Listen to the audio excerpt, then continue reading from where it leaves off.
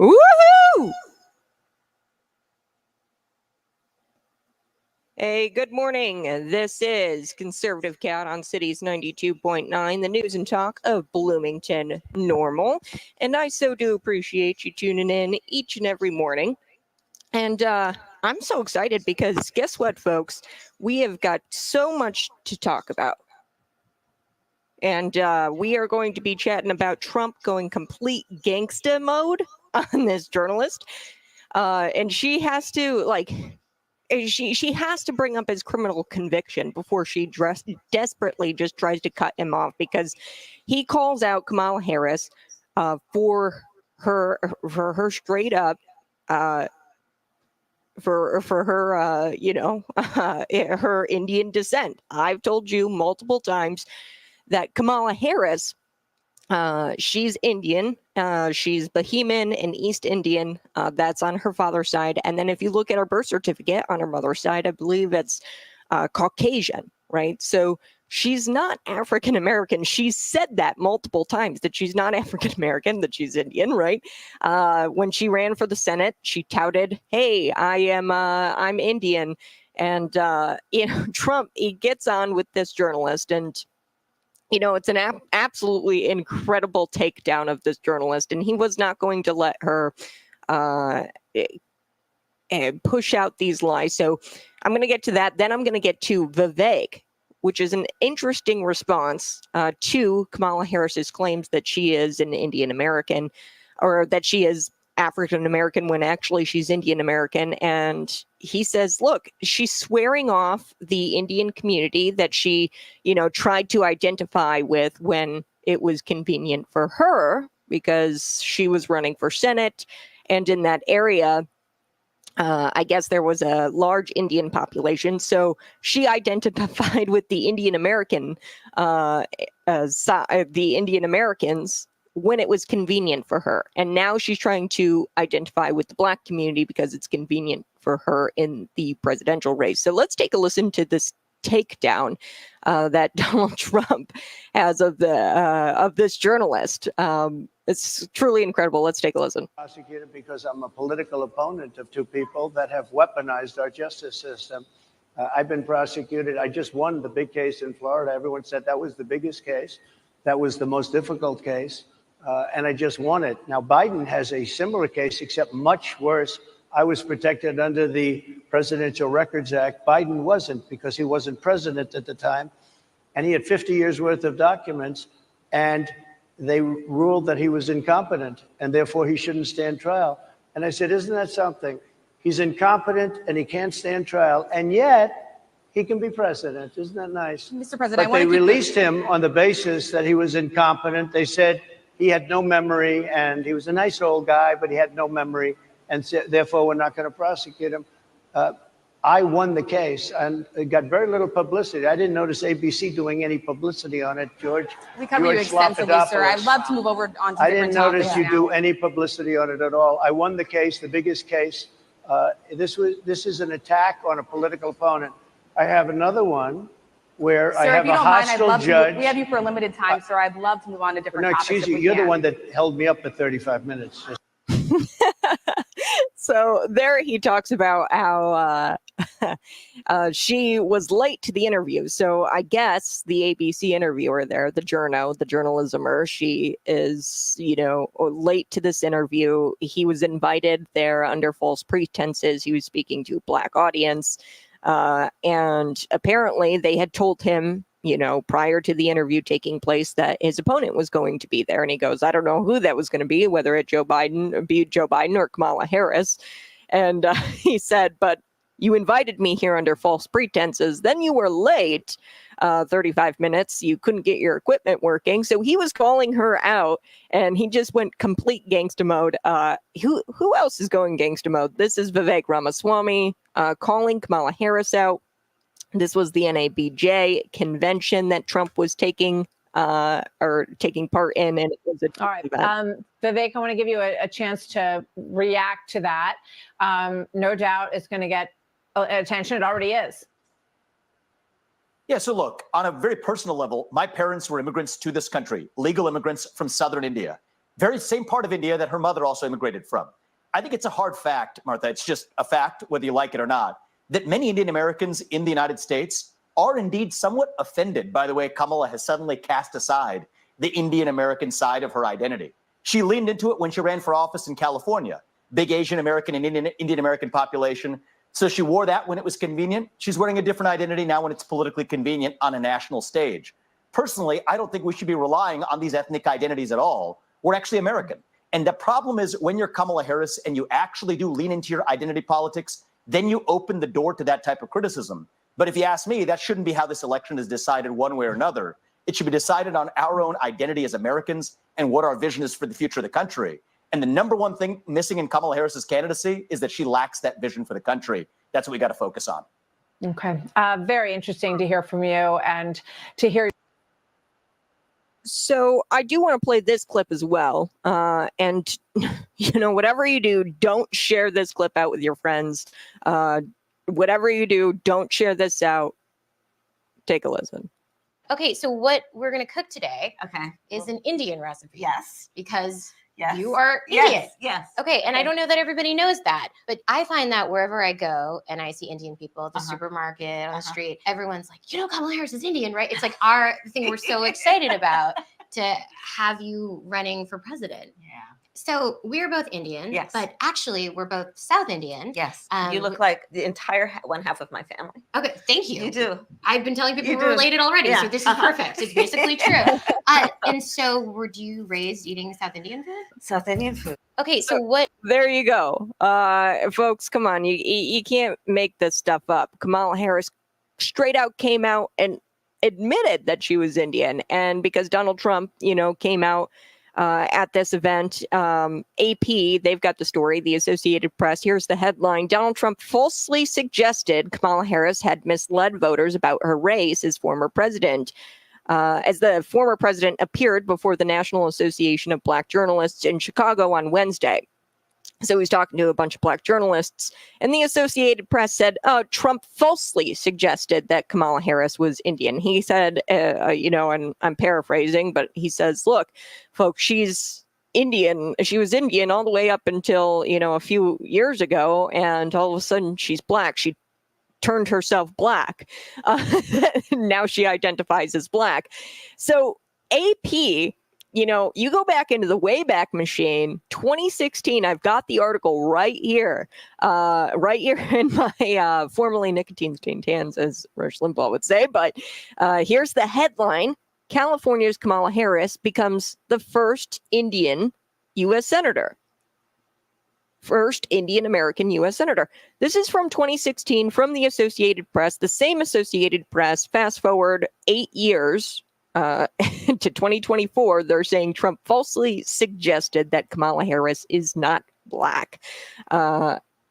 No, one, he didn't even say she wasn't black. He goes, from what I've understood is that she's been Indian her entire life, all the way up until a couple of years ago. So I don't know what's going on there. That's all Donald Trump said here, folks. And now they're saying he's false. Fact check Donald Trump. AP, is this you? Is this you? The same AP that called Kamala Harris the first Indian American U.S. senator. And folks, it matters because it matters to the Indian Americans. Vivek Ramaswamy, he said, personally, I want to get rid of all of this identity politics stuff. But it's the switching. She's wearing a different identity now, and she thinks that you're too stupid to realize what she's doing and to realize that it's actually racist what she's doing. She's putting on different identities to pander to certain groups of people. So that way she can win the presidency. All right. We've got so much to talk about here. First, I want to talk about a few things in Illinois, things that are happening in Illinois. This is very important stuff. After 18 months of being ignored by House Speaker Emanuel Chris Welch, the organizing committee of the Illinois Legislature Staff Association says they're taking their demands to the court system. Yes, they are suing Chris Welch because they're not listening to, or he's not listening to their demands. They want to unionize. Now, the crux of the lawsuit uses Amendment 1, and we're going to get to that. It's that new workers' rights amendment that was approved in 2022. It enshrines the right for unions to negotiate working conditions, something that the speaker himself, Emanuel Chris Welch, the speaker of the Illinois House, was all for it. He campaigned, he supported it, and they enshrined this into the Constitution, the Illinois Constitution. He supported the amendment back in 2022. Now, the lead plaintiff, Brady Burden, I've got the article here at the Center Square. He is a lead plaintiff in the lawsuit, and he's saying, hey, look, bargain with us. You have to because of this amendment, but he's not adhering, Chris Welch, to the constitutional amendment. At least this is what the lawsuit says. So we're going to get to that. Also, an Illinois lawmaker who happens to be a veteran, by the way, is in opposition to this recently introduced legislation, which is just insanity. They're going to try to make it a crime here in Illinois for government officials to fly the flag upside down on government property.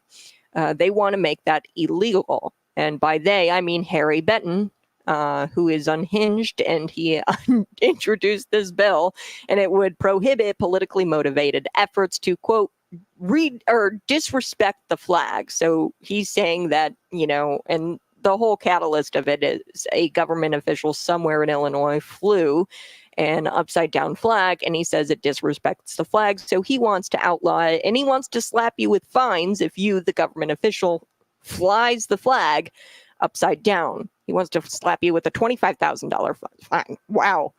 So let's get to the lawsuit here in just a couple of minutes. And I've got so much to cover today. We are going to get to the SONYA Massessey shooting. I want to break this down for you in the 7 o'clock hour. So I am teasing that a little. I'm jumping to that a little bit because I feel like there's a lot of misinformation. And I waited to discuss this story with you until I watched the body cam footage. We waited a while to discuss this with you because I want to make sure that I've got all the facts and that I don't mislead you. So this is, of course, SONYA Massessey was shot and killed in her home by Deputy Sean Grayson of the Sangamon County Sheriff's Office in Woodside Township. This is near Springfield, Illinois. And the day before she was shot by this deputy, SONYA Massessey's mother called 911 talking about how she was acting or erratically, talking very loudly right outside of her house. So SONYA Massessey was mentally unstable, and the officers had reason to believe that when she placed a 911 call. So we're going to get to this because I think it's important that SONYA Massessey, is it possible that this killing was simply lawful self-defense? And I know your heads are going to pop. What? No way. The white cop definitely shot the black woman through the head in her own kitchen, and now he's going to be charged with murders and felonies and things like that, and it's justified that he's being charged with all of this. I think there's an argument to be made that this was lawful self-defense, and I'll tell you why coming up in the 7 o'clock hour, but stick around. We're going to be back with this lawsuit that the legislative staffers have against Chris Welch. He's not letting them unionize. Oh boy.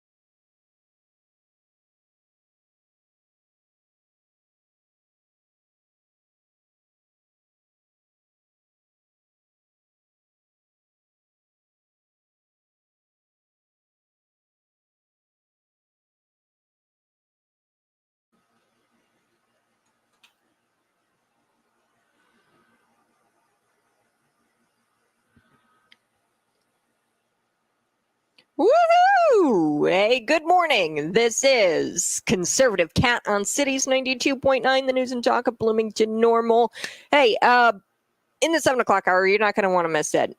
Could it be instead that this killing of SONYA MASSSEY, a tragic killing? I don't want to say that this isn't tragic. I don't want to say that it was warranted. I don't even want to say that. But is the killing simply just lawfully self-defense? I think that there's an argument that can be made there. I've combed through the body cam footage. I've got a couple of points to make. Point number one, Massey did throw the boiling water at the deputies. There's strong evidence that suggests that she threw it before they shot. And number two, there's a legal argument that can be broken down by a self-defense attorney. Found him on YouTube. And I'm going to share that legal argument. And, was it a proportional response? Was he acting in self-defense? These questions can be answered and will be answered in the 7 o'clock hour. Before we took the break, I was telling you a little bit about some people who are suing the House Speaker of Illinois. That's Chris Welch. Now, this is a really important case, okay? So the crux of the lawsuit, it all hinges on Amendment 1, okay? This is the Worker Rights Amendment approved in 2022. It enshrines the right for unions to negotiate working conditions, something that the Speaker said he supported back in 2022, but it enshrines it in the Illinois Constitution. Hey, government unions can negotiate and they can unionize, okay? And that's been enshrined in our Constitution with the Amendment 1. Brady Burden is the lead plaintiff in that lawsuit. And here he says, he's quoted in the Center Square, there are two ways to force the Speaker to bargain with us. Number one is through the courts, and the other way is through labor action like a strike. That would be really tough for Illinois, considering that they're public servants. And Brady Burden, who is the lead plaintiff, who is suing Chris Welch because he's not recognizing them as a union, he says that's what they want. They want to be recognized as a union, and Amendment 1 gives them that right. So he said, as public servants, we really want to try to avoid any kind of government shutdown because that could impact the people of Illinois. So Brady Burden, the lead plaintiff, said, we're going to go through the courts and we're suing. That's why we are suing Chris Welch. So prior to Amendment 1 being ratified in 2022, Burden said the Speaker could have just sat down with the legislative staff and recognized the union. There was no need to pass something like Amendment 1. He could have sat down, he could have recognized the union and bargained with them from there. But because of Amendment 1, it enshrines it in the Constitution. So Welch, he sponsored legislation last fall to allow the staff to unionize. But that measure didn't make it anywhere. It didn't make it through the Senate, and it received a lot of pushback. So Burden said Welch's bill would delay union recognition until 2026. This is House Bill 4148. And Burden says, hey, this is poorly written. It never got it through the Senate. They never intended. And he goes, it was written in bad faith, which means they never wanted to get it through the Senate. And the bill would have prohibited staff from striking during fall and spring session when the legislators are all there at the Capitol, right? And crafting legislation. So Burden said there were several flaws in this bill. And he said that Chris Welch, the House Speaker, tends to tout this thing as his attempt to try to meet the staff's demands. And Burden says that is, it's a feeble attempt that this bill wasn't going to do anything, and it would have taken all of the staff's leverage in bargaining. So Burden said, hey, what we want is for the Speaker to stop ignoring us and stop acting in bad faith and put forward things that aren't actually going to recognize us as a union. Like this crappy little bill was his intent to, say, oh, look, I tried to unionize with you, but unfortunately the Senate wasn't going to pass this thing. So the Illinois Legislative Association, Staff Association, filed a lawsuit against Welch. And now what's really interesting is you've got opponents who were opposed to the Amendment 1 saying, hey, we told you so. Why would you enshrine this into the Constitution and give a fundamental constitutional right for government workers to organize and bargain collectively? Why would you do that?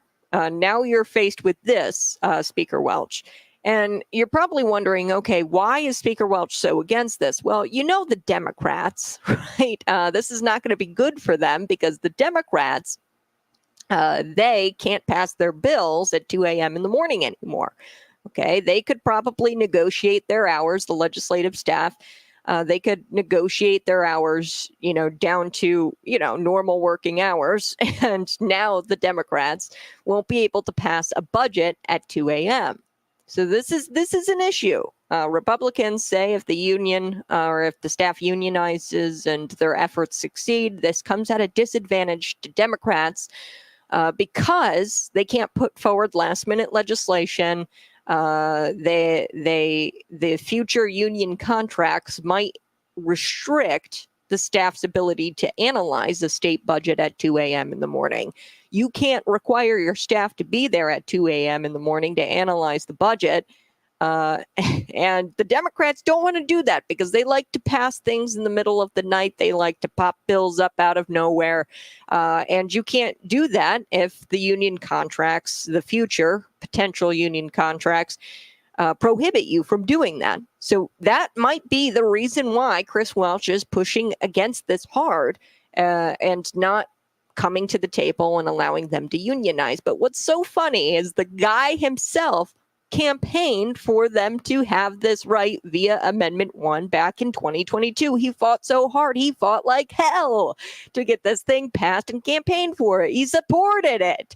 So I don't understand. And now you've got the opponents of Amendment 1 coming out and they're saying, hey, we're suing to try, or we've got lawsuits to try to nullify or try to get Amendment 1 out of the Constitution because it wasn't passed lawfully. So that's George Weckbacher.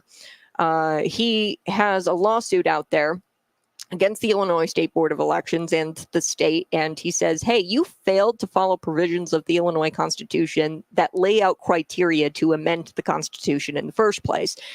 They argue that the Amendment 1 itself didn't appear on the ballot, just a summary of what the amendment would be.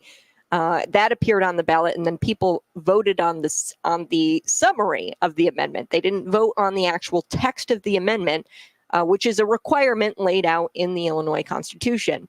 George Weckbacher, in his legal proceedings, says, hey, you also needed a separate ballot for Amendment 1. That didn't happen, and it appeared on the same ballot with all the other candidates. And you have to have, if you're going to amend the Constitution, the Illinois Constitution, you have to have a separate ballot. None of these things happened, and that's why he's trying to, get the court to recognize that this was not passed correctly, and he's trying to get the courts to declare that. So, I find that most Illinois politicians, they don't have the foresight or of what their gut reaction bills how they'll play out in the long term. Did Chris Welch know that this was going to come back and bite him in the butt in the long term? Probably not. He just didn't think about it. Hey, this is going to come back and bite me in the butt. Now I can't keep my staffer here at 2 a.m. in the morning to pass this budget in the middle of the night. So that way nobody sees what we're doing. And the Democrats, they want to operate in the dark, and they want to continue doing that, but they won't be able to because these union contracts are going to say, hey, you can't keep us here until 2 a.m. in the morning. So it's going to come back to bite you in the butt. Did Chris Welch know that? Probably not. You've got people of interest, lobbyists, non-government organizations, unions. They fall into the ear of the politician, and that's all they hear. That's all they can think about. Is those dollars that come with those non-government organizations, those lobbyists, those interest groups, the unions, right? That's all they can think about. And they don't think about what's going to happen in the long term. That's what because they're thinking in the short term. They're thinking, I want to get this guy's money. What do I need to do? I need to campaign for Amendment 1. So Really interesting stuff. Wackbacher, he said he hopes Welch will get on his side and testify to the fact that the 2022 Illinois ballot measure, Amendment 1, was invalid because Amendment 1 did not appear on the ballot, nor did it appear separately on a different ballot as laid out in the Illinois Constitution as criteria in order to pass an amendment. So Wackbacher, he argued that Amendment 1 did not follow Illinois provisions that stipulate how to amend the Constitution. So, Chris Welch, you might want to hop on and link arms with George Wackbacher, who's trying to get this amendment invalidated. If you don't want to unionize if you don't want the staff to unionize, or Chris Welch, you can stick by your word, say you actually support unionization of your staff, and come to the table. And Amendment 1 either means what it says or it doesn't. So you can't have your cake and eat it too. Right? All right, I got to take a quick break. But when we come back, there's a lawmaker in Illinois trying to make it illegal for people to fly the flag upside down. I'll be right back to explain who's going after who next.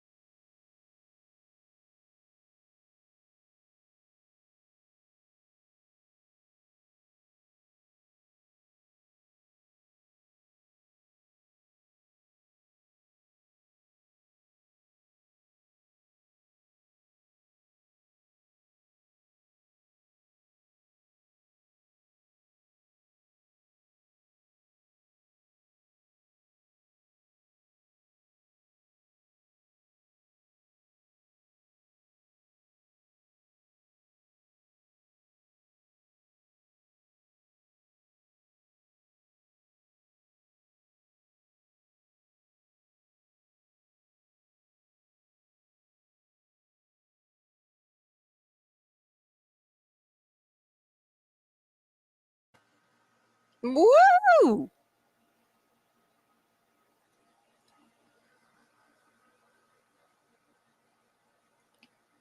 Woohoo! Good morning. Hey, this is Conservative Cat on Cities 92.9, the news and talk of Bloomington Normal. I so do appreciate you joining me. Yes, Kamala Harris, she put out this weird new ad. She claims that she's tougher on illegal immigration than Donald J. Trump. What? The gaslighting is so crazy here. Despite letting in 15 million plus illegals, as borders are, the Harris campaign says Trump is the one who's weak on illegal immigration. Okay, whatever you say, Kamala. Trump tried building a wall to slow the flow of illegal immigrants while in office, but was blocked by Democrats who claimed it was too expensive. This ad is just foolish. It's just foolish. And I'm going to break that down here in just a second. But first, I do want to talk about Benton. He is a representative here in Illinois, and he's introduced legislation that would make it illegal and prohibit people from politically motivated efforts to disrespect the flag, i.e. turning the flag upside down and flying it on government property. And he wants to make it illegal for government officials to do that. So Harry Benton, is responding to an local incident in Will County, where a Will County official in Illinois, he flew an American flag upside down after Donald J. Trump was convicted of these 34 felony counts. Okay, so Steve Bullock, he's the supervisor of Homer Township in Will County. Maybe you know him. He's one of your neighbors, right? And I guess Harry is really peeved off that Steve reportedly ordered a national flag outside Homer Township offices, government buildings, to be flown upside down after the conviction of former President Donald Trump.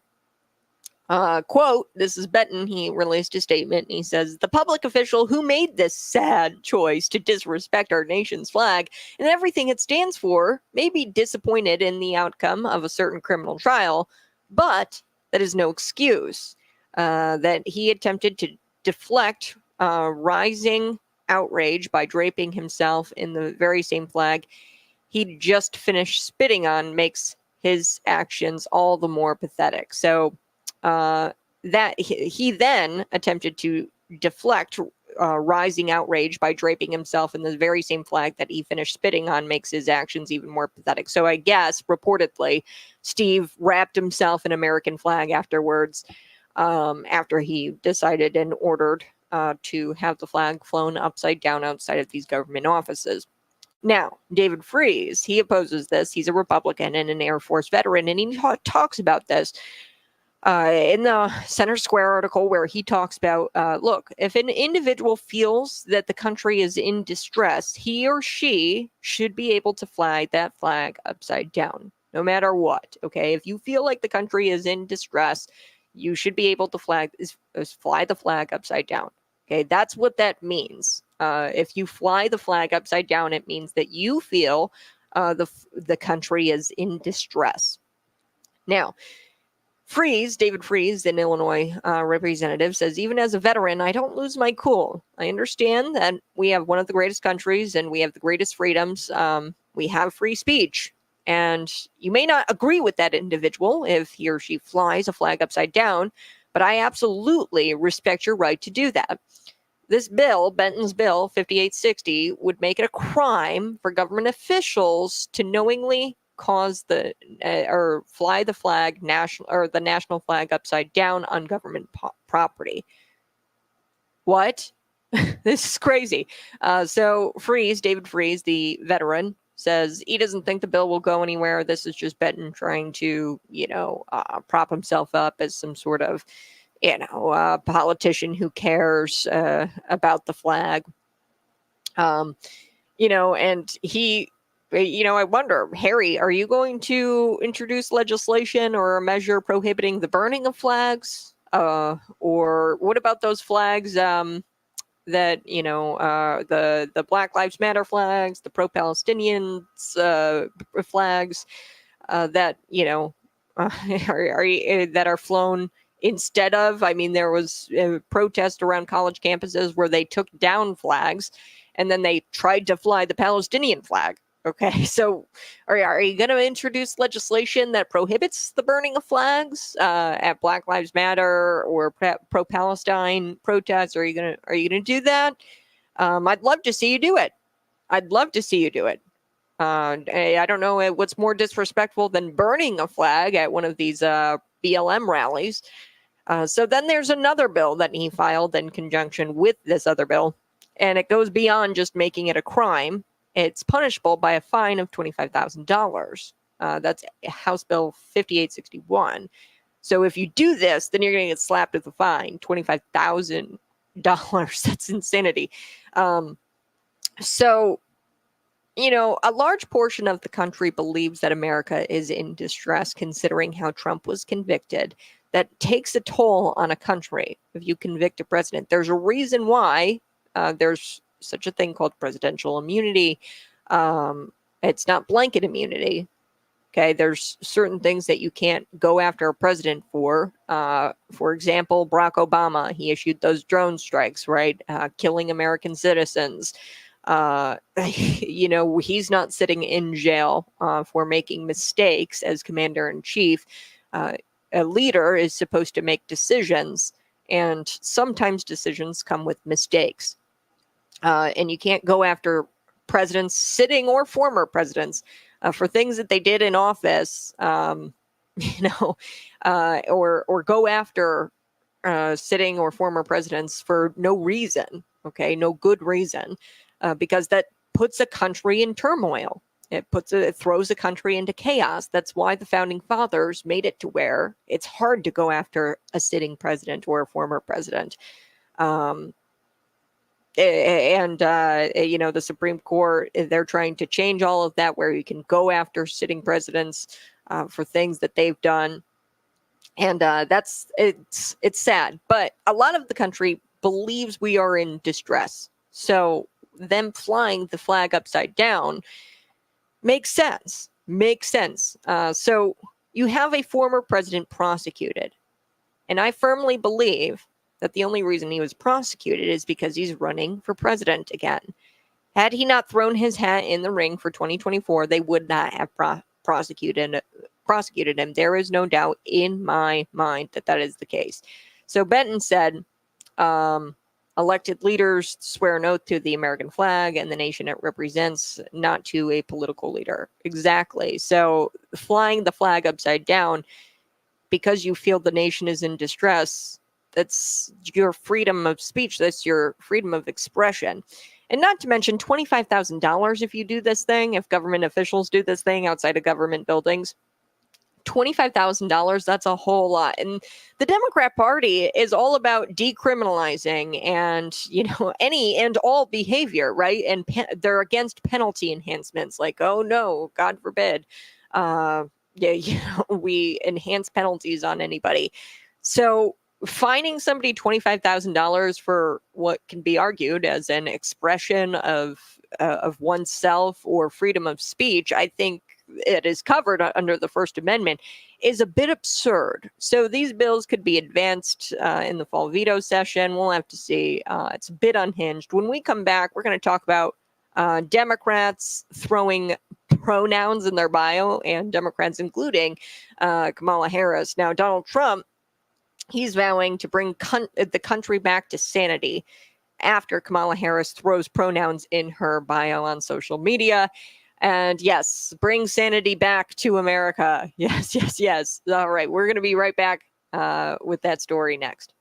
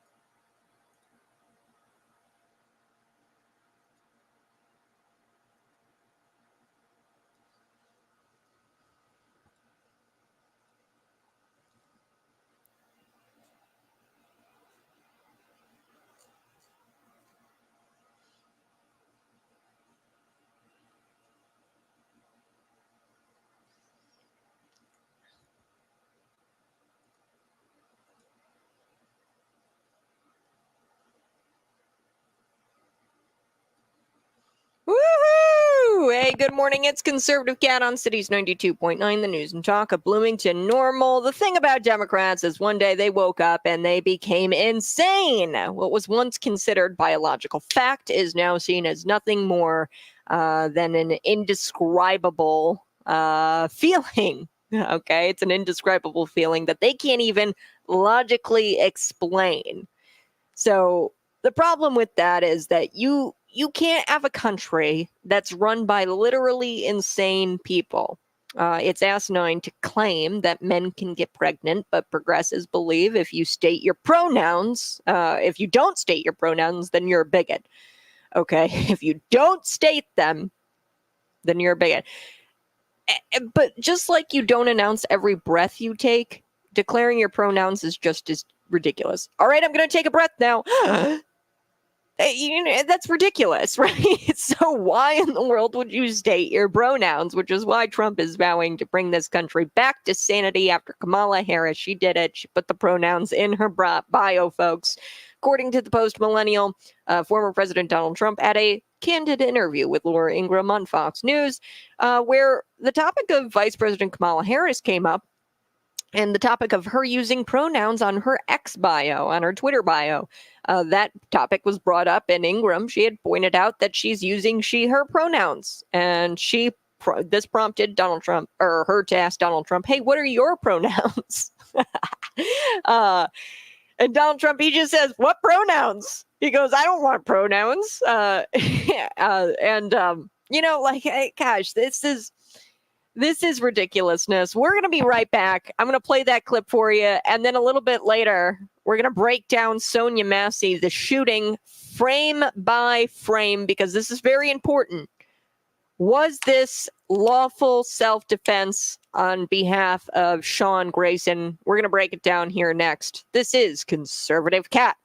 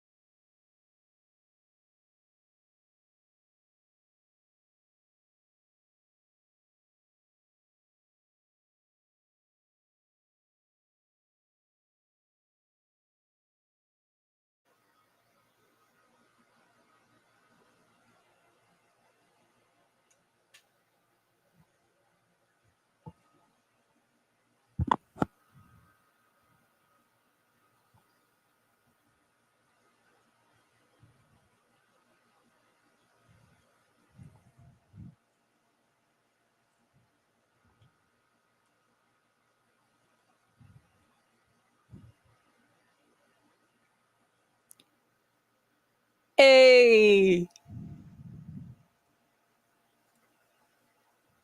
Hey, good morning. This is Conservative Cat on Cities 92.9, the news and talk of Bloomington Normal. And I was telling you, the Democrats, absolutely insane.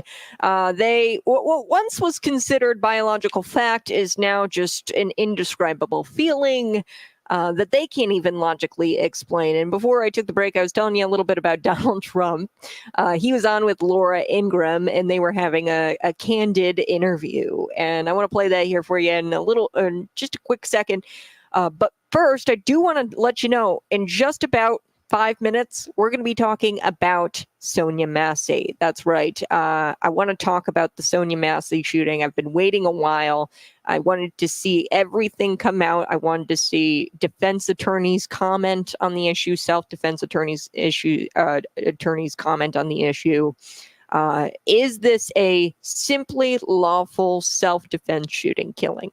SONYA Massessey, a white cop, shot a black woman through her head in her own kitchen, and now he's being charged with murder and other felonies. But instead, could we call this lawful self-defense? I think that there's an argument to be made. I'm going to make a couple of points. SONYA Massessey did throw this bottle of water, or this boiling water, at the deputies. Okay, this pot of boiling water. When you break it down frame by frame, this body cam footage, I mean, there is strong evidence, folks, and you're going to see that here on the live stream YouTube Conservative Cat Show. You can type it in the search bar. I'm going to go through it frame by frame.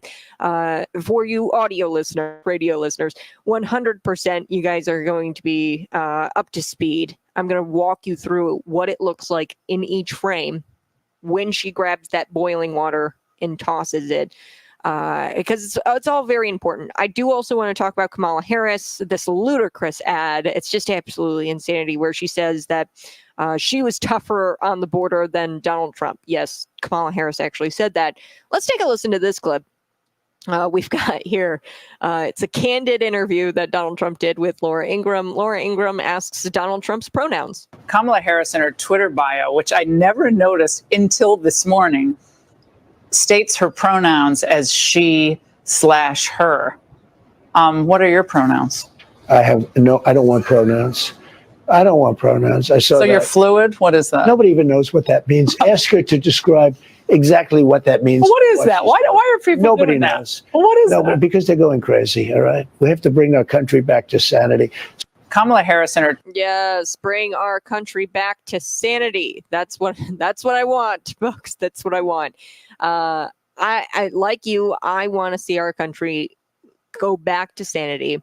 Nobody knows what that means. According to the Oxford Dictionary, gender fluid is denoting or relating to a person who does not identify as having a single unchanging gender.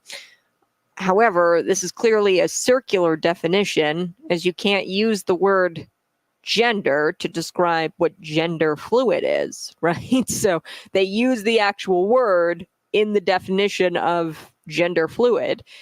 So it's a circular definition. You can't use the word gender to describe what gender fluid is.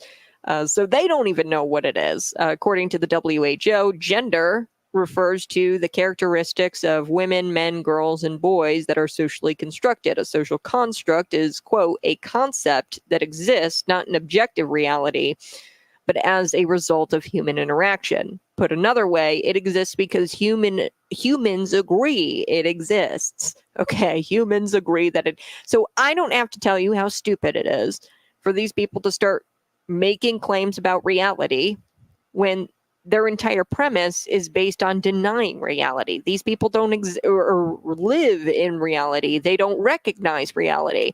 So they're making claims about reality, but at the same time, they deny reality. Therefore, Trump is correct. No one even knows what this means because it's literally meaningless. Gender fluid. They use the word gender. The Oxford Dictionary uses the word gender to describe what gender fluid is. They don't even know what it means. These people just woke up one day and they've decided changing gender was the thing, and that biological reality is bigoted. They just woke up one day absolutely insane in deranged out of their minds and they don't even know what they're talking about. It's time America is sane again because the lunatics have taken over the asylum and things are becoming more unhinged and by the day, folks. Speaking about unhinged, we have to talk about Sonya Massey, and I promised you I'd get to this in the 7 o'clock hour. This is important. So Sonya Massey, white cop kills this black woman. This is tragic. In no way do I think Sonya Massey deserved to die. In no way did anybody want a innocent woman to die. She is innocent, okay? In a sense where she was mentally ill, and I don't think she knew what she was doing in that moment, okay? But was this killing simply just lawful self-defense? That's where I want to start today. We're going to go by this frame by frame. I really recommend, I'm going to put this YouTube clip of a self-defense attorney walking through the evidence here, walking through the case of self-defense for the officer, Sean Grayson, up on my Facebook page. You can find it. I recommend you watch the whole video. The whole video. He goes through frame by frame like I'm going to do right now.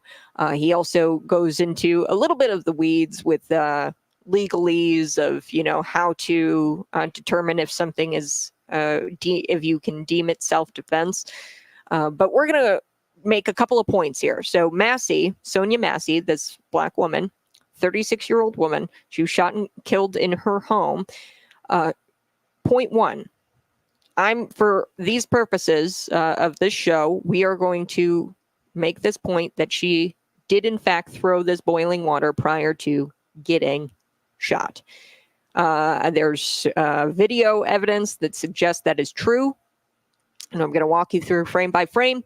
Number two, there is a legal argument that can be broken down by this self-defense attorney. I'm going to play clips here from him that I'm going to share with you that this in fact was self-defense. And Sean Grayson was acting in self-defense. The deputy of the Sangamon County Sheriff's Office in Woodside Township near Springfield, Illinois. Okay, so on July 6th, Sonya Massey, here's some background, was shot and killed in her home a day before she was shot by the deputy. Sonya Massey's mother called 911 and said her daughter was in the front of her house, talking loudly, acting erratically. Massey had called 911 about a possible prowler, so she was worried people were breaking into her home. She was worried that people were outside of her house. So Grayson and an unidentified deputy responded, and they started by searching the vicinity before entering. The conversation happened. I'm not going to get into the details of the conversation because it just really doesn't matter for our purposes here today, but it becomes heated, okay? Again, mentally ill. These officers believe that are going into this knowing that she had called the police right the day before, that this was a possible mental illness issue. So the conversation became heated. The officers ask her to move the pot of boiling water. Massey takes a hold of the pot of boiling water and she doesn't let go. The officers draw their guns. She takes the boiling water and lifts it, and the officers back up. Massey says, "I rebuke you in the name of Jesus," Sonya Massey, and then she appears to bend down, hit the ground. Looks like she almost goes to the ground, and then she launches herself up. It looks like she's throwing this boiling pot of water at the deputies. Now, prior to her throwing it and actually throwing the pot of boiling water, the deputies did draw their pistols beforehand. And you can hear Grayson in the video saying, "I'll shoot you," profanity in the face, drop the profanity pot. And he goes, "I'll shoot you in your face." Now, this guy, I mean, he's got issues. However, I still believe that he acted in self-defense. So he fires after she doesn't drop the pot and then throws the water and then he kills her. Okay, so now mainstream media is not going to tell you that Sonya, she actually threw this pot of water right before she was shot. But we're going to walk you through frame by frame here, and you can see it on the Conservative Cat Show. We're going to walk you through frame by frame. So in this frame, she's crouched down. Now, leading up to this, the officer said, move the pot of water. Now, they did actually tell her to move the pot of water, and she did. She went to go move the pot of water, but she didn't let go of the pot of water. They had the weapon drawn on her at this point, and they said, you have to drop the pot, or I'm going to shoot you.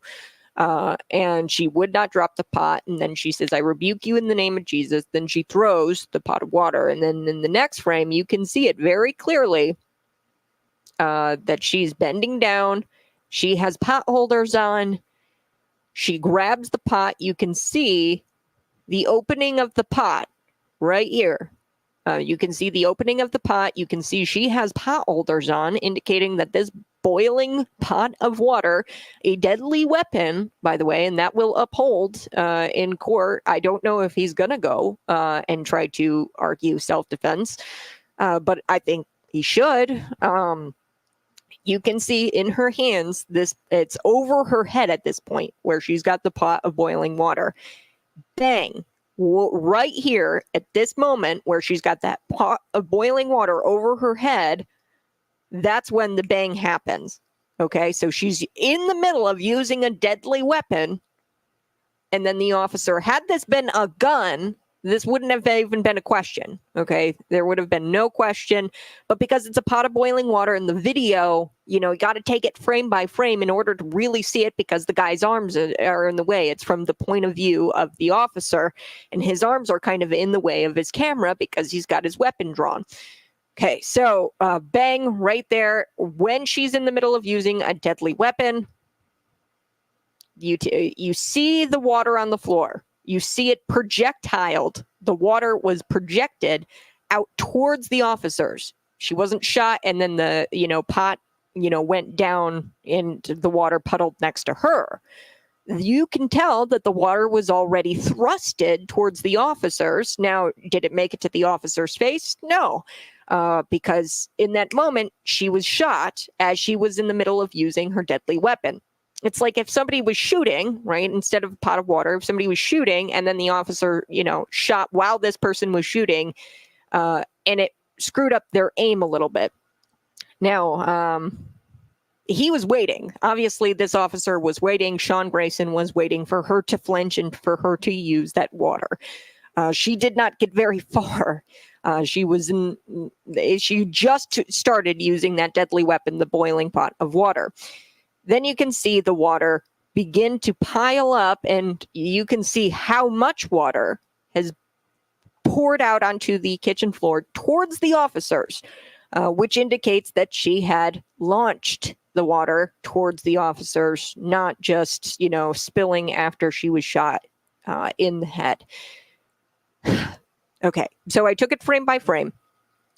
What I want to do now is play this clip of the defense attorney, the self-defense attorney. He's going to tell you about, hey, this is actually lawful self-defense, and here's why. None of these other factors, the fact that she was black and he was white, the fact that she was in her own home, the fact that she called the police, none of that matters. What matters is she used a deadly weapon. This is boiling water, and anybody with a brain knows that a boiling water can be seen as a deadly weapon. It could cause permanent scarring. It could disable you. And let's not forget, these are cops with guns. Okay, so what were to happen if they let her pour this or launch this pot of boiling water onto their faces? They would have been disabled. She could have grabbed the gun, killed herself. This is a mentally unstable woman. The officers were aware of that. When going to the scene, she could have grabbed the gun and killed somebody else out of their holsters, right? This is a mentally unstable woman who was wielding a deadly weapon, a pot of boiling water, against these officers. So let's take a listen to this self-defense attorney, what he's got to say. And your property. Key to that, of course, is teaching you how to understand the correct legal questions. Because if you don't understand the correct legal question, you certainly can't expect to arrive at the correct legal answer. There are a lot of facts in the shooting death of SONYA Massessey that many have latched onto as somehow decisive on the lawfulness or lack thereof of her shooting death. that it was Massey who called the police for help in the first place, that the shooting occurred in Massey's own kitchen, that the officers had asked Massey to move that pot of boiling water, that Massey never verbalized an explicit threat against the deputies involved, and of course, that she was black and the officers were white. None of these facts are, however, relevant to the actual legal question in this case, which is this. Did Deputy Sean Grayson, at the moment he fired that bullet through SONYA Massey's head, reasonably perceive that she was presenting as an unlawful, imminent, deadly force threat to himself and the deputy beside him? In other words, does Grayson's shooting of Massey fall within the legal boundaries for the lawful use of deadly force in defense of himself and his fellow deputy standing next to him? Okay, we're going to walk you through this legal argument here coming up next. This is very important, folks, because the mainstream is not going to tell you that she actually did throw that pot of boiling water, although despite body cam footage suggesting that, yes, she did. And they're definitely not going to walk you through, hey, in the court of law, self-defense is is this lawful self-defense? Could this be seen as self-defense? They're not going to walk you through that. I am going to be right back. This is Conservative Cat. Come back after the break.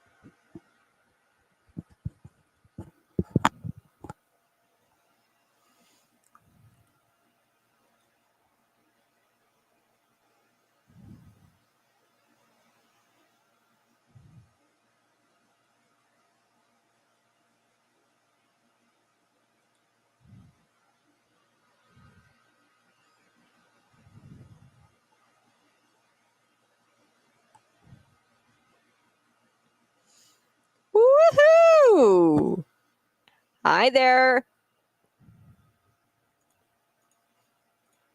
Good morning. It's Conservative Cat on Cities 92.9, the news and talk of Bloomington Normal. We've got a few comments I want to address. She's blocking herself from the gunshot cat.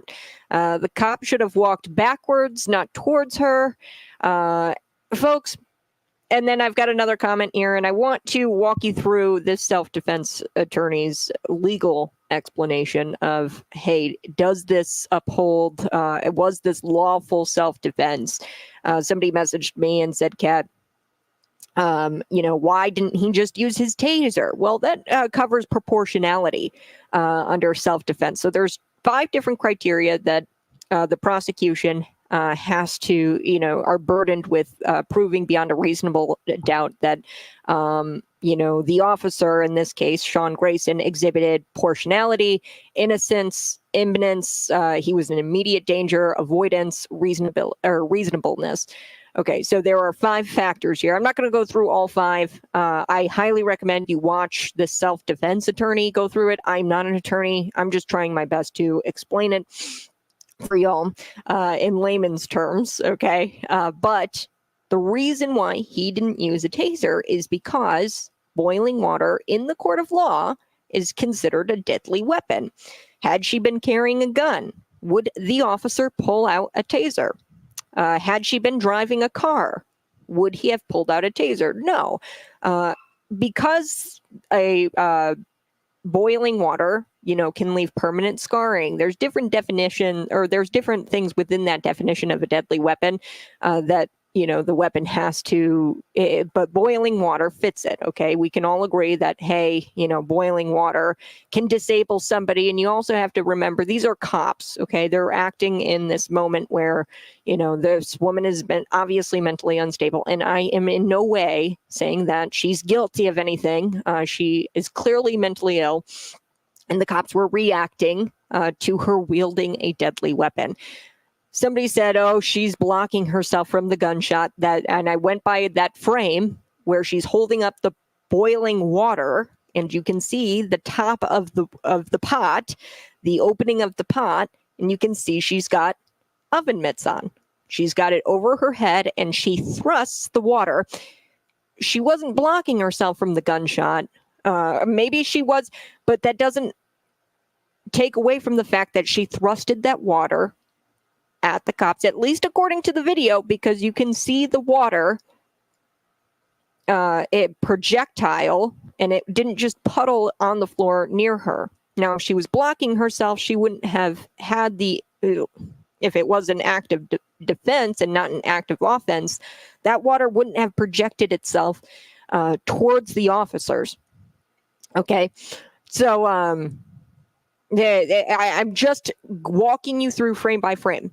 In no way am I a forensic expert, but when you look at this frame by frame, this video, this body cam footage, it shows water on the floor. It shows that the water is steaming hot. You can see the steam. You can see that the water in no way was not thrown because it was towards the officers. It had left where she was at, by the sink there, or by the oven where the boiling water was at originally. The water had left her general vicinity and went towards the officers. Okay. So just for this sake,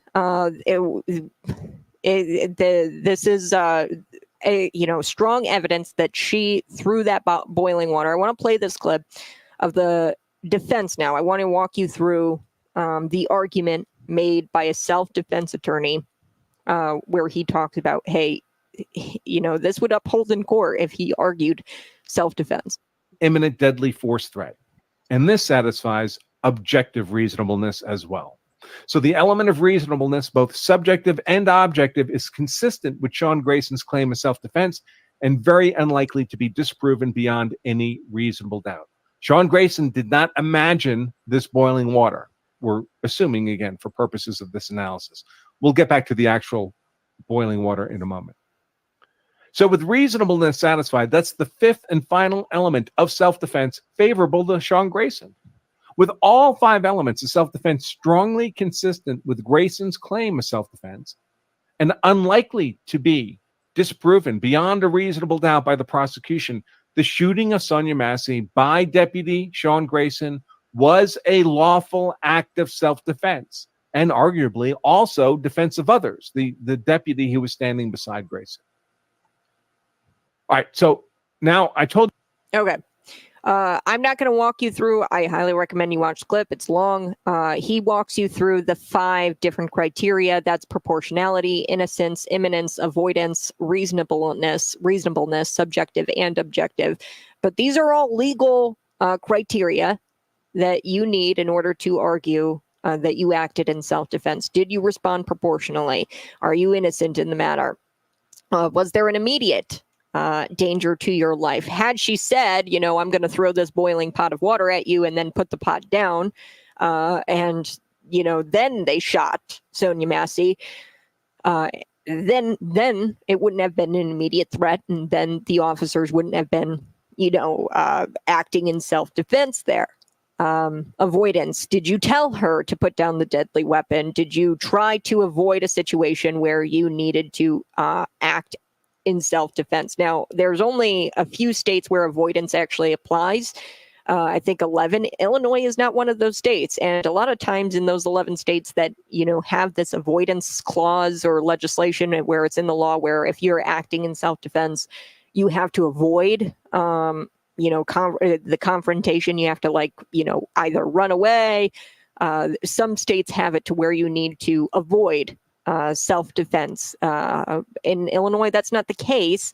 And a lot of times in those states, officers, when on duty, they don't have to act in avoidance because they're there for a job. Illinois, like I said, is not one of those states. But he walks you through these different elements, legal criteria. It's a tragic story. But what I can tell, walking you through this evidence frame by frame, they were acting in self-defense. It looks like that. There's strong evidence to suggest that. Now, that doesn't mean that I don't think cops need more training dealing with paranoid schizophrenics. I don't think you could receive all the training in the world and be an expert in dealing with paranoid schizophrenics. Perhaps screaming and pointing a gun at her face escalated the situation. However, in ordinary circumstances, if, you know, they weren't dealing with a paranoid schizophrenic and they didn't know her mental, like, they knew they were dealing with somebody who was mentally ill, but they had no idea how to react to somebody who was a paranoid schizophrenic, that exhibited paranoia and schizophrenia. I don't know what her, you know, mental history, illness history was. Neither did the cops in that situation. There was no way they could have known, right? But the point is, I tell you this because they told her to drop a deadly weapon. They drew their weapons as a precaution because she wielded an deadly weapon against these officers, and then threw the water, what appears to look like she threw the water first and then she was shot.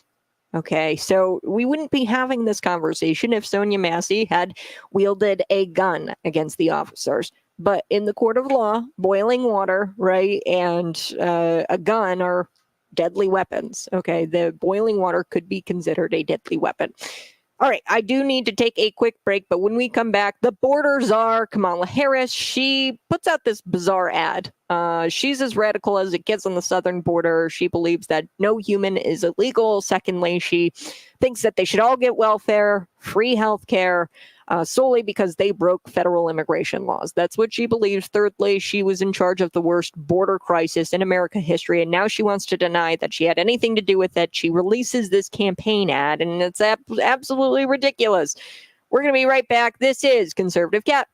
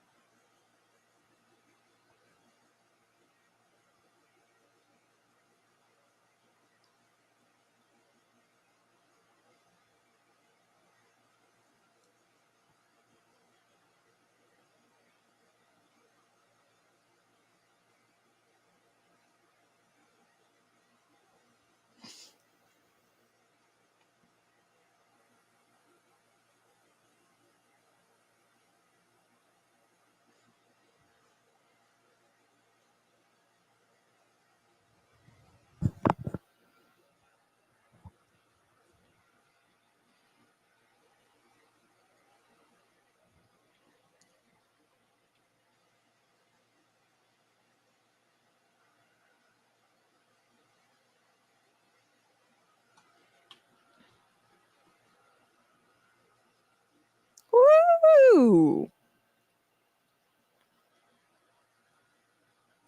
Hey, good morning. It's Conservative Cat on Cities 92.9, the news and talk of Bloomington Normal. Yes, people are upset.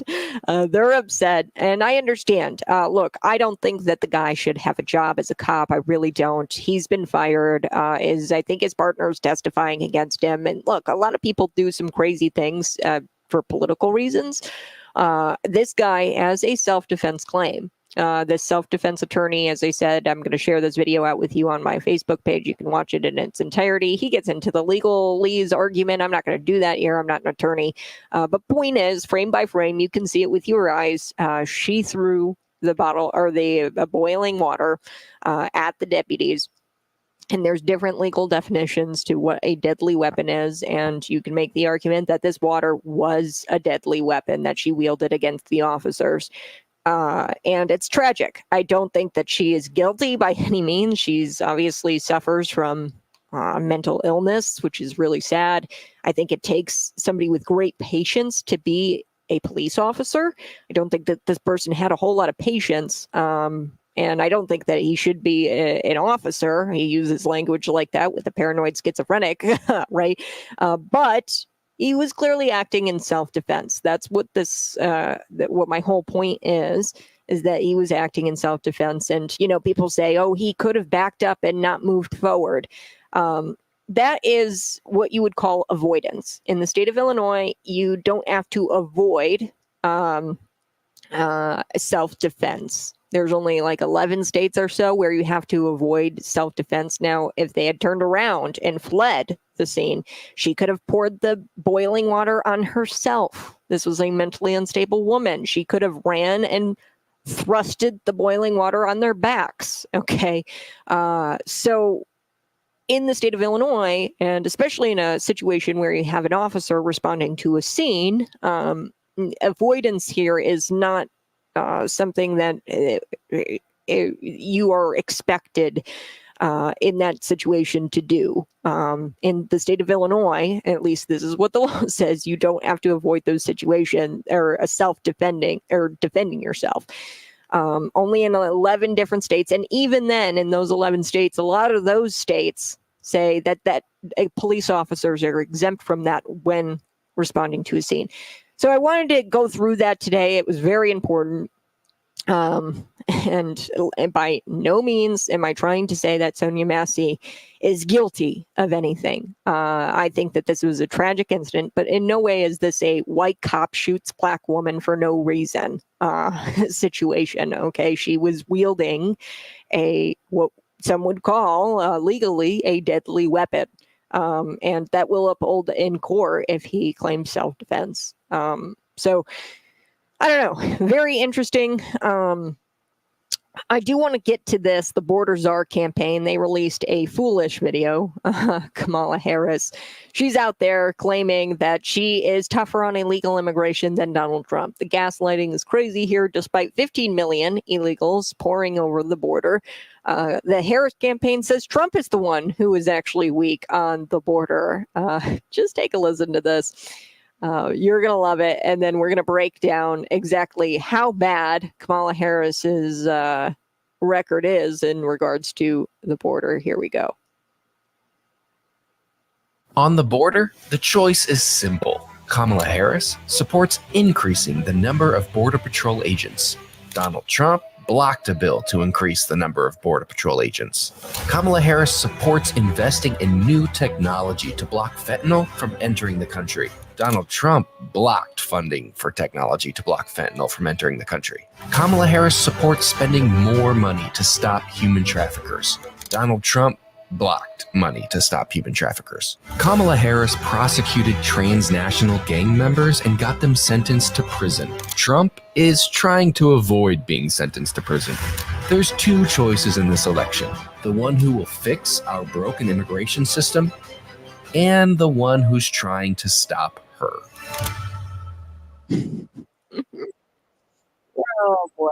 Oh boy, get it out of here. Okay, so firstly, the ad claims that she supports increasing the number of border agents while Trump blocked a bill to increase the number of Border Patrol agents. Okay, that's a pretty rich claim coming from somebody who said that she actually wants to abolish ICE and compared her border agents, or the border agents, to members of the KKK. I've got the clip here. This is, evidence on the floor. You've got Marjorie Taylor Greene. She's here talking about Kamala Harris's comments where she says that she wants to abolish ICE, and then she compared Border Patrol agents to KKK members. Here we go. Of her open border policies. Border Czar Harris outlandishly compared ICE to KKK and radically called for the ICE to be abolished.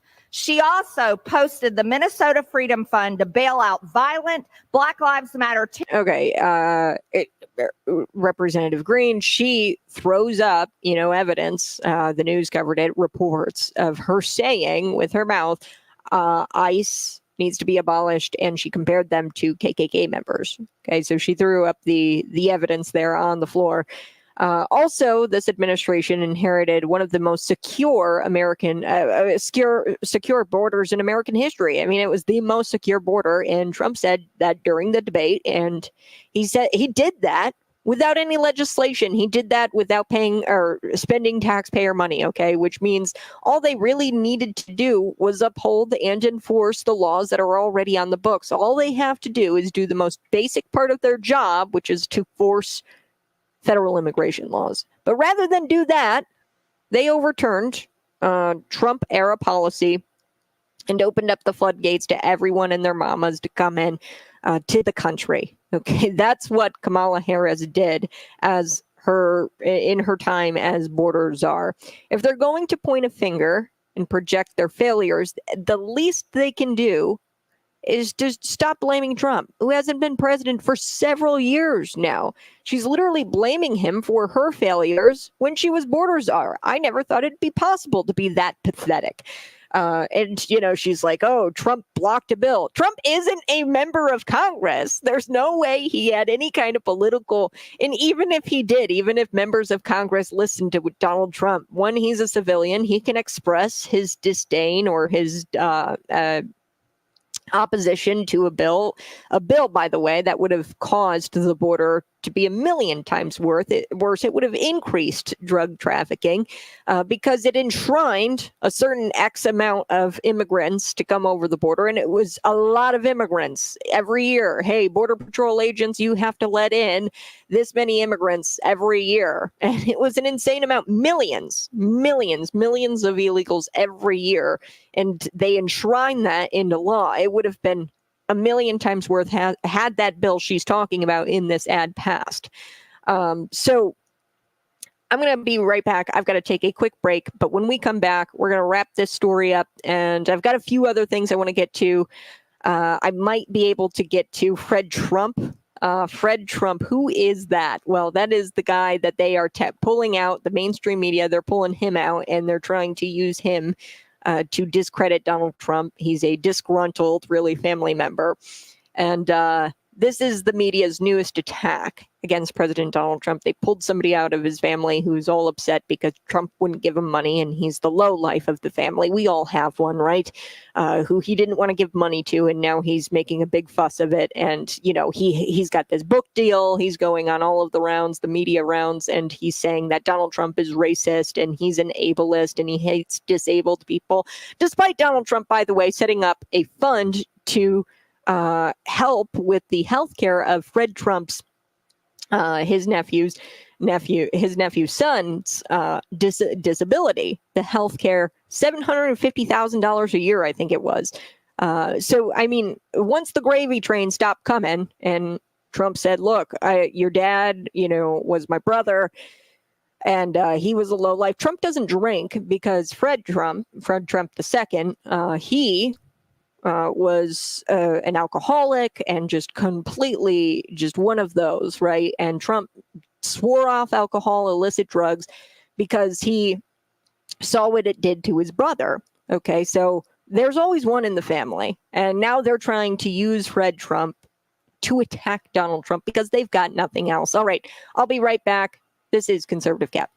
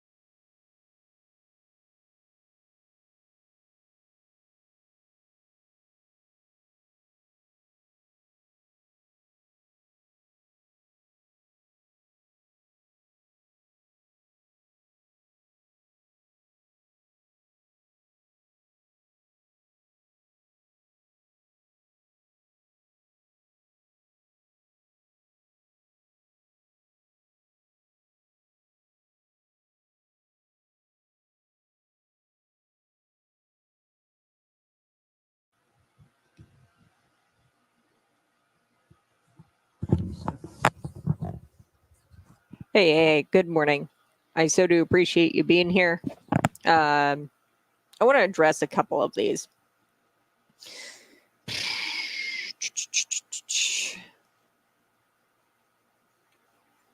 Okay, and then joked about it. I'd have to look into this. I'm not too sure if this, like, in fact happened where he joked about it, and if that's the case, it still doesn't take away from the facts. Okay, I'm presenting you with the facts. I'm trying to tell you that this could be seen as lawful self-defense when you look at the evidence. Okay, I'm not saying that he's not a jerk. I'm not saying that he's not evil.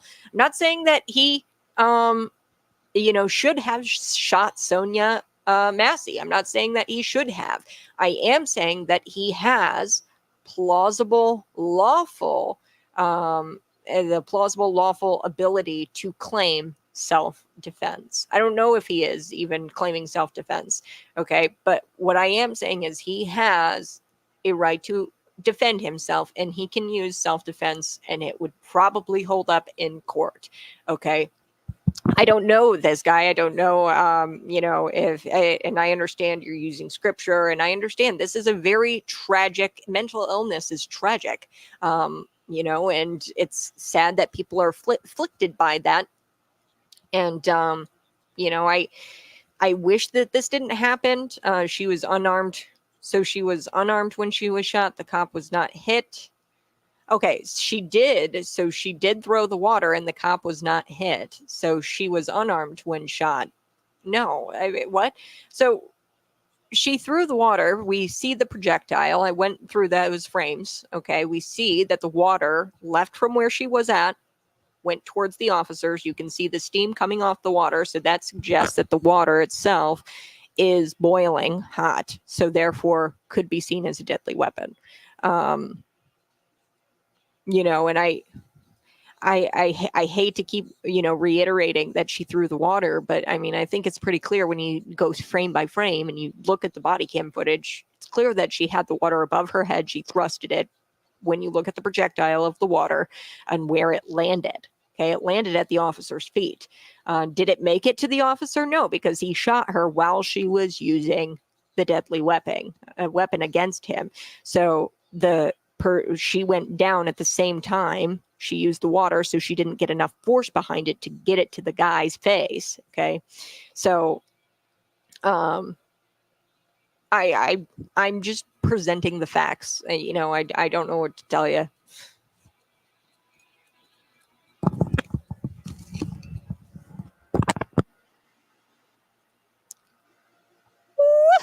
Woohoo! Hey, good morning. I so do appreciate you being here today. We've only got a couple of minutes, so I'm going to run through this really quick. Yes, the border czar, she released this campaign ad. She is the most radical on the border, okay? They released this ad. They claimed that Kamala Harris is tougher on illegal immigration than Donald Trump. Okay. Coming from a woman who said that she wants to abolish ICE and compared border agents to the KKK, okay? She let everybody and their mamas come through the floodgates, opened up the floodgates. The border is wide open. She claims in the ad that she's going to support new technology to block fentanyl. And Trump apparently blocked this by him advocating against a bill that they had proposed. It was a fake border bill, and it would have increased drug trafficking, and it would have made the border crisis 1,000,000 times worse. How on earth would funneling more taxpayer funds prevent drug trafficking? By the way, it wouldn't. You don't need new infrastructure. And this is so embarrassing that they make this claim. You don't need new infrastructure. Trump had nothing to do with their border failures. Okay. You don't need new infrastructure. What you need to do is enforce the laws. Okay. You don't need money to stop human traffickers. What you need to do is enforce the laws, the federal immigration laws. There's no doubt that the Biden-Harris administration fueled organized crime through their lack of border enforcement. Okay. Additionally, she's trying to say her record as a prosecutor and pretend that she prosecute transnational gang members. Okay, she says that her record as a prosecutor, I prosecuted transnational gang members while Trump is trying to stay out of prison. She says this in her campaign ad. She fails to mention that she is the vice president of an administration using third world tactics to jail political opposition. because they know that they can't beat him at the ballot box.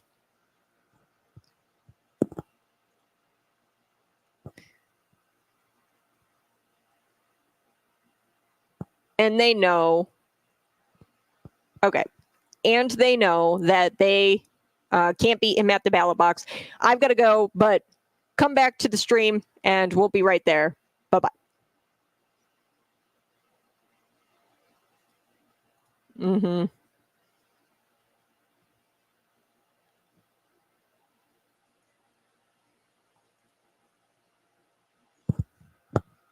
All right, folks.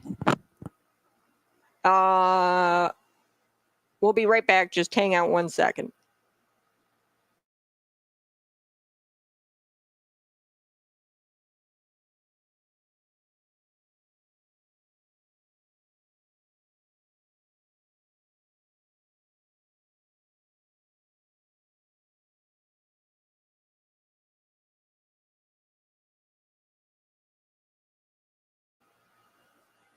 Okay, I had to hop off for our radio friends, but I do want to finish up this story with Kamala Harris claiming that, you know, she's a prosecutor and the transnational gang members, right? She